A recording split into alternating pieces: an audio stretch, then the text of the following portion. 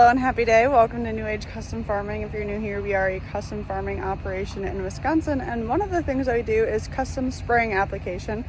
If you guys have watched any of our videos, you know that Avery spends a lot of time in the sprayer. And if you watched our two videos ago, you saw that one video ago, you saw that we had a special delivery to the farm. So that is what we are doing today. Checking that out. Let's get into it. Well, I'm in a red sprayer, but it's not mine. And let me tell you, I think I'm in love already. We're cruising down the road at 37 miles an hour, which is awesome. Mine only goes 31. This one's got air ride. It rides super nice. And it's got a nice cup holder. I haven't even sprayed an acre with it yet, and I'm already happy. So, actually, it's good that it goes fast because we got a little bit of a drive today. About 25-30 minute drive to the field that we got to go do, and we're gonna let her rip. I did a spray test in the driveway to make sure everything works at the rates I'm trying to run, because it's got some smaller tips on it, so I wanted to make sure it would get up to the rate that I want, and it did. So like I said, we're cruising down the road right now, 37 mile an hour. That bump, normally I would hit my head off the ceiling damn near my old sprayer, so that's pretty nice. This is the view. Got 2 screens in here, and then, well, actually 3. Like I said, going uphill a little bit, but she goes 37. There she goes. Almost 38 downhill. There you go. Nice and quiet too. It's actually, I didn't really expect it to be any quieter than mine, but it is. I mean, I've done, 13 acres so far. What I've noticed is the boom height works really well, keeping it off the ground. It keeps up really well in the hills. We're kind of in some strips here. This new control is a little bit different than mine. Mine's like an old combine hydro where it just stays in one spot. This one is more like your CVT in your tractor, and Emily's tractor that she uses. So that takes a little bit of getting used to, and then when you want, normally in my sprayer, when I have to back up, like I will right now, so I just had to slow down. Normally when I back up, I move it over and just pull it back.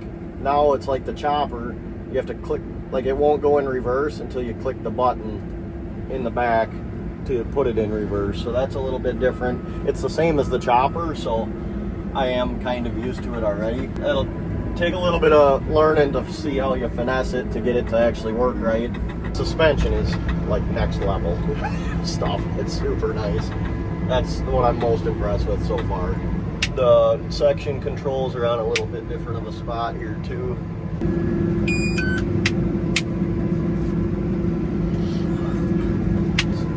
One thing I am noticing as a passenger is that you're really whipping her around. Yeah, it's very responsive. It's I don't know what year it is. I think it's a couple years old, but it's a 4350, so it's their latest model of sprayer. It's whatever this is what comes off the production line now. So it's got the VS1, I think it's called. So it's got a camera that looks at the row and auto steers. I'm waiting for the smart guys to get here to show me how to do all that. I haven't figured that out yet, but I also haven't taken much time to try. But they're gonna come, they're on their way, and they're gonna show me how to do that. So right now I'm just one thing at a time here, we're learning. Case IH dealer that we work with for my current sprayer is Ritchie's Implement. We work with the store out of Cobb, and they've got, this is their demo unit they take around for farmers to try out. So they called me last week and asked me if I wanted to try it, so I said, of course. The other thing I noticed that I'm not the biggest fan of, I like how the hood looks from the outside, but it's really big. I mean, it's way wider than mine. The chassis is the same as mine, so I mean, it feels familiar driving down the roads and everything. And so I have this screen in my sprayer now, but this one, it's kind of integrated together. So this one's your like product control, and this one's your coverage map. Whereas on mine, you have your product control and your coverage map on the same screen that looks like this. So like all this stuff would be on this screen too. And this you can look at your boom height, your chassis. So like this is the machine information. You've got your fuel gauge and stuff up there, so you kind of got a little bit of everything everywhere. You can watch way more things at once. The boom itself is actually the same as mine. This one has the AIM Command Flex 2, which is a new, the new style NCVs. So the little electric components on the boom are the newer style, but it's the boom, like the boom frame itself is actually the same as mine. So right now we're doing some smaller fields, which, you know, it'd be nice to get in the big square field and really let her rip, but everything shines in a big square field, so you kind of got to be able to maneuver it around easily, because we do get into a lot of situations where we end up in some smaller fields, not, you know, odd shaped fields and stuff. So it's good to see how it performs. I kind of wish we had one big one just to get used to it, and then do some smaller ones. But like I said, it's generally kind of the same thing as my sprayer that I run now. It's just the biggest thing to get used to is this control here. The sprayer before the one I have now, my 4410, was the exact same handle that's in my 4440, so all I've really sprayed with was that handle for 10 years, so you get pretty used to where everything is on that and how to make things work. So that's kind of the biggest thing to get used to for me right now. But other than that, the rest of the machines, I mean, it rides really nice. It's got good power and it's quiet, and everything's working good, so it's kind of fun to play with and see what the new stuff is.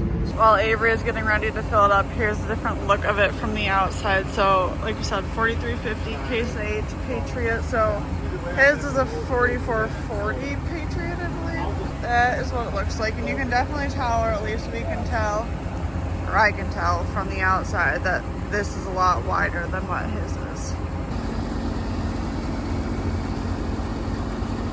Well, the professionals are here to help Avery get it set up a little bit better and exactly how it'll work best in the field. So just wrapping up here, I believe, where we are right now, and then we're heading actually to one of the final fields that I planted to go spray that next.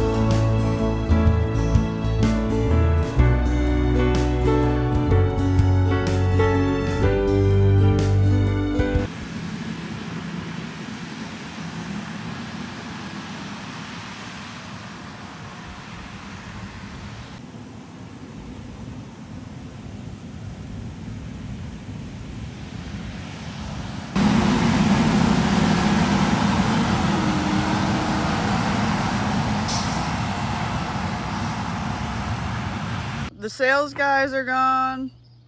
The parts guys are gone. Now you can give us your honest opinion. Are you recording already? Yeah. No. Yeah, it's a pretty sweet machine for sure. Obviously everything newer is nicer, right? Couple key features that I really like about it are the air ride suspension, which we could show here. Don't step on our dog. Not figured out completely, but this is how normally there was valves up here. Not really the biggest fan of that because I would rather just turn the valve and not have to push buttons, but I'm sure I'll get used to it. I got an inductor on it. I really like this toolbox on it. Way bigger than mine, so that's pretty sweet. You're saying I'm sure I'll get used to it, like it's staying here. Yeah, we'll see.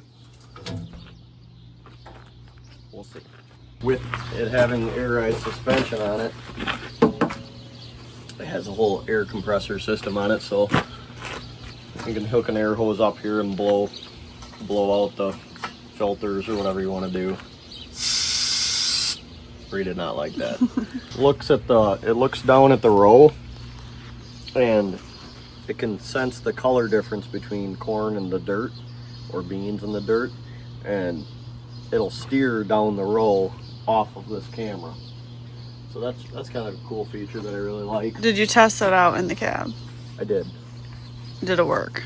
It worked pretty good. It doesn't love curves. Everything I was on today was on a curve, but when we did get in like straight and rows, you did my drilled beans, which are not. Yep, and the drilled beans, you just use regular satellite auto steer, so that worked good. Yeah, other than that, it's kind of, I mean, honestly, it's kind of the same machine. There's just some few new things, and you can put this camera on my sprayer and it'll do it. I definitely didn't use all the features. It has a boom blowout with the air, so it'll air purge the boom and blow all the product out of the boom. So that's probably something that's good to do at night, so things don't sit in the boom and settle out and gunk up and everything. So yeah, cab is nice, it's quiet. The hydro handle is different than mine, so I kind of struggled with that today. I just get used to. What did you think? Do you like the hood? No. You don't like the hood? No. You don't like how it looks? I mean, I think it, like your hood, where's your sprayer at? You can't see it. Your hood is also ugly, but I personally don't like the look of the hood on the outside is fine, but from the inside I felt like it was very obstructive of your view. Yeah, it's definitely a little bit bigger, but that's because it has a bigger fuel tank in it. I suppose that's nice. Yeah, it is, because mine, like my old sprayer held plenty of fuel, but then the new one has DEF on it, so they had to make the fuel tank smaller in order to put the DEF tank in there. And they've just made the entire hood a little bit bigger on this one to hold more fuel and DEF. So that's nice. A little more fuel is nice. Like my old machine without DEF, I had plenty of fuel all the time. This one I can easily go a day, but I could go 2 days on my old sprayer. I can't do that now. All right. So to be determined if it stays, but tell us in the comments if you think we should keep it or not. Yeah. Not keep it, if we should purchase it. Right. Yeah, I would love to have it, but finances have to be correct first. So it is a used machine. It has $500 on it. So it won't be new sticker price, but we'll see where it's at. That's all you can do. I would like other things, some other things too. So people are asking for a thunder clutch update. I got a call from Craig Weilman yesterday, and he's working on it. He was asking me a few things, our opinions on where the exhaust should come out, and I said, dude, I don't know. You're the expert. So I said I want it to look good and be convenient to work on. And he said, I got you. So he's doing that. The back frame of the hood was a little bit twisted, so he's trying to get that out of it. He said he's got it really close, but he's a perfectionist, which is good. Do you have an estimate on when it'll be? Our goal was the Sauk County Fair, kind of, tentatively, but... Which is next Friday. Which is next Friday, so I'm guessing... No. Probably not. I have no idea. It's gonna just be ready when it's ready. We're not pushing it. That is a good time, though, to plug our shirt. Anything that we make from the Thunder Clutch is going towards the Thunder Clutch, and, you know, it would just help a little bit. Help get around the track just a little bit closer. Maybe buy a quarter gallon of fuel or something. Yeah. And it would just, it's a sick shirt, so. Yeah, it is a sick shirt. We should get some just regular Thunder Clutch shirts made, too. But we kind of got to get it put together the way it's going to look, and get some pictures of it. Let's focus on getting it on the track first. Right. Yeah, that should be the first thing you do. Yeah. Probably get the tractor on the track before you worry about t-shirts, right? Yeah. With that, Avery was just yapping at me before we filmed this, saying how hungry he is, and we've got lunch. We've got a whole 4th of July barbecue feast at home waiting for us that they made today, so we're gonna go nourish for this wedding this weekend. We got a wedding this weekend, and I'm gonna be wide open, so I better hydrate. So we're gonna go home and eat up, Buttercup. You thought you're waiting for a high five there, Yeah. poop hand, or what? Well, beautiful. All right, thanks so much for watching today's video, and we'll see you in the next one. Bye. Oh, and the next one will be tractor pulling.